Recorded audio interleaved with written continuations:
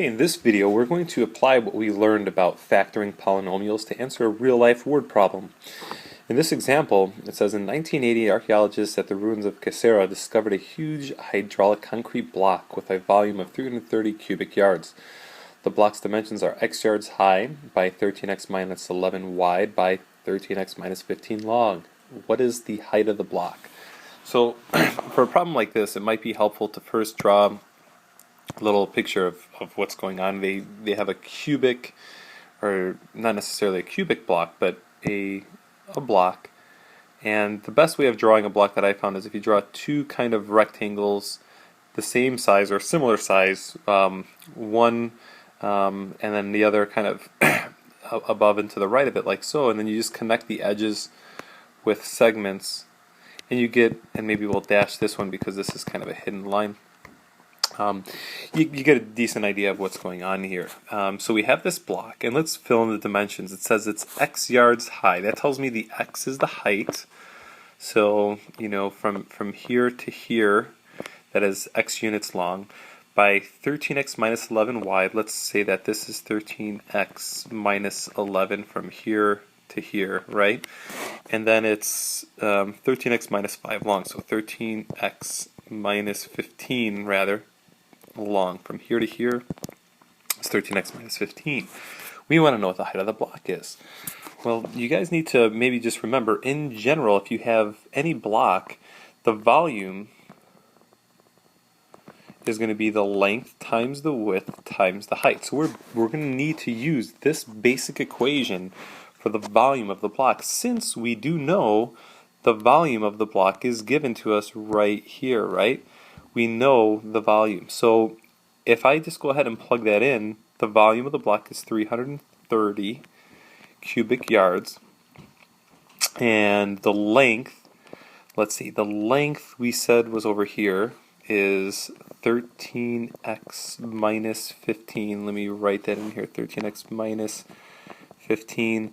The width we have right here is 13x minus 11. 13x minus 11, and then the height is just x. Now, good and bad news, it looks like this is factored, and it actually is, right? It's a product of all these different binomials and the monomial x.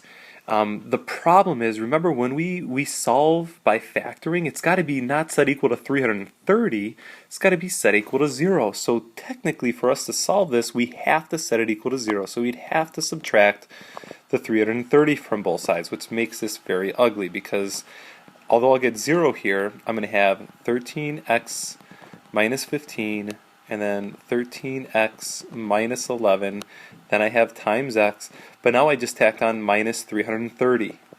And if you think about it, this is no longer factored, because I have multiplying these things together, but now I just have minus 330. I need to have this entire thing written as a product. It's no good to have that minus 330 at the end. So what I have to do, unfortunately, is I'm going to have to multiply out all this stuff and see if we can refactor it. Okay, but we already know how to multiply this out, so it shouldn't be too hard. I'm going to multiply together first just these two binomials. If I do 13x and 13x, that's going to be 169x squared. If you do 13x times negative 11, that would be what? Negative 130 plus another 13, so negative 143x. And then if I do 15 times 13, we're going to get negative 195. That's supposed to be a 95x. And then negative 15 times negative 11 is going to be positive 165. Whew. Okay, so there's all that. Then don't forget, there's really times an x and then a minus 330 at the very end of that, right? So let's see, are there some like terms to add up here? Yeah. I got these inner terms, negative 143, so 143 plus 195. Really, I have 169x squareds minus 338 x's plus 165. That's all still got to be multiplied to an x. And then I have to subtract 330. Good news is distributing the x is easy. That's going to be 169x to the third minus 338x squared plus 165x. Take away 330. Now I don't think there's any like terms to add. I have this cubic polynomial. It's ugly looking, and I have the job of factoring this. But check it out. There's 1, 2, 3. There are 4 terms. Hopefully there's some bells and whistles going off in your head telling you to group. If you have 4 terms, you can group. If you pair up these first two, believe it or not, I think 169 times 2 is 338. So I have a GCF of 169, and I can pull out also an x squared out of the first 2 terms, right? Leaving behind an x minus 2. And then, out of the second pair of terms, I think 165 times 2 is 330. So I can pull out a positive 165, and I'm left with x minus 2. Man, that worked out really nice because the x minus 2 factors match. So I can pull out the x minus 2 factor, and I'm left with 169 x squared plus 165. Now this is, remember, that was all set equal to 0.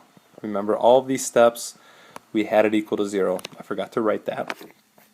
Now I should set both terms equal to 0. If I set x minus 2 equal to 0, I get x equals 2. If I set that equal to 0, I think I'm going to end up with some imaginary answer, because won't I have to subtract 165? And I'll end up having to get like x squared equals negative 165 divided by 169, and I'll square root it. I'll have to poke an eye out. This is going to give me some imaginary solution. Excuse me. And we're talking about a problem where x is an actual height. We can't get an imaginary height. This is an actual block that was discovered. So the only solution that makes sense here is x equals 2.